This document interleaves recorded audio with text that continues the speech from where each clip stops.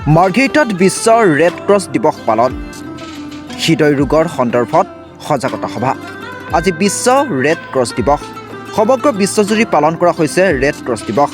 দেশ তথা ৰাজ্যৰ ভিন্ন প্ৰান্তৰ দৰে মাৰ্ঘেৰিটাতো ভাৰতীয় ৰেড ক্ৰছ ছ'চাইটি মাৰ্ঘেৰিটা শাখাৰ উদ্যোগত মাৰ্ঘেৰিটা উন্নয়ন খণ্ড সভাগৃহত দিনজোৰা কাৰ্যসূচীৰে বিশ্ব ৰেড ক্ৰছ দিৱস পালন কৰা হয়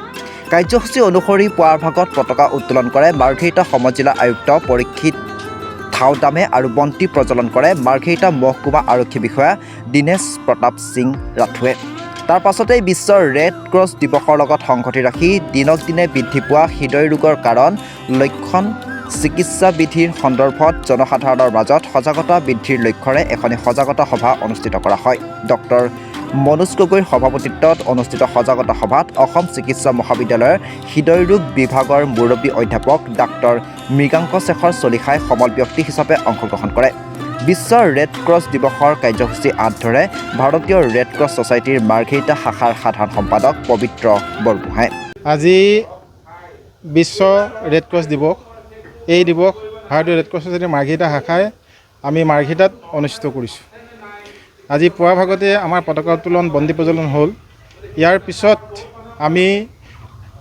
ডিব্ৰুগড় চিকিৎসা মহাবিদ্যালয়ৰ হৃদৰোগ বিভাগৰ মুৰব্বী অধ্যাপক ডাক্তৰ মৃগাংক শেখৰ চলিহাদেৱক আমন্ত্ৰণ কৰিছিলোঁ আৰু তেখেতক লৈ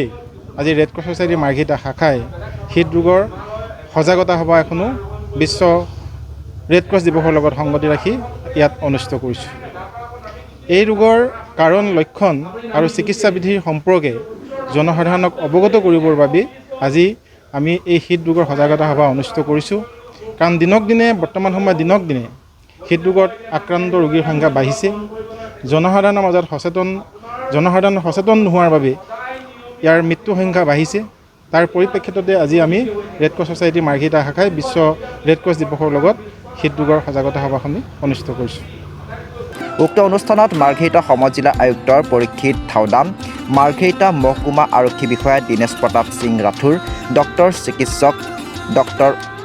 অপৰাজিতা ফুকন মাৰ্ঘেৰিটা মহাবিদ্যালয়ৰ অধ্যক্ষ ডক্টৰ অতনু কাকতি মাৰ্ঘেৰিটা অসামৰিক চিকিৎসালয়ৰ অধীক্ষক ডক্টৰ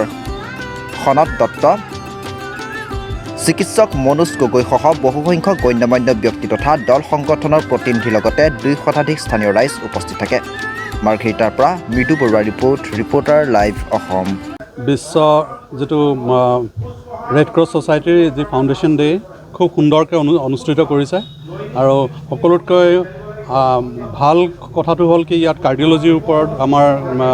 আছাম মেডিকেল কলেজৰ কাৰ্ডিঅ'লজি ডিপাৰ্টমেণ্টৰ হেড অফ দ্য ডিপাৰ্টমেণ্ট আহিছে ছাৰ আহিছে আৰু খুব সুন্দৰকৈ আমাৰ হৃদৰোগৰ বিষয়ে বিশেষ আমাক সজাগতা এটা